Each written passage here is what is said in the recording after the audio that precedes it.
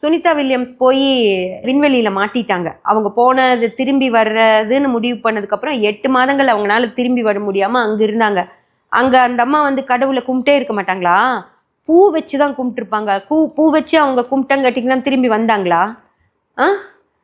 என்ன ஒரு அண்டார்டிகாவில் போய் இருக்காங்க. நம்ம பெண்களே எவ்வளவோ பேர் அமெரிக்காலையும் ஜெர்மன்லேயும் பல நாடுகள்லையும் போய் குடும்பம் நடத்திட்டு இருக்காங்க. அவங்கெல்லாம் சாமிக்கு பூ இல்லாமல் அவங்க கையெடுத்து கும்பிட்டா சாமி வரம் கொடுக்க மாட்டாரா? நம்ம வீட்லேயே நம்ம பூ வச்சாதான் சாமி வரம் கொடுப்பாரா? சாமி எதுவுமே நம்மக்கிட்ட எதிர்பார்க்கலைங்க. எதுவுமே கடவுள் நம்மக்கிட்ட எதிர்பார்க்கவே இல்லை. நீங்கள் கையெடுத்து கும்பிட்டீங்கனாலும் சரிம்மா பார்த்துக்கிறேன் போ அப்படின்னு நினச்சிடுவார். அவ்வளோதான். வந்து நீங்கள் பூ கொண்டு வந்திருக்கியா?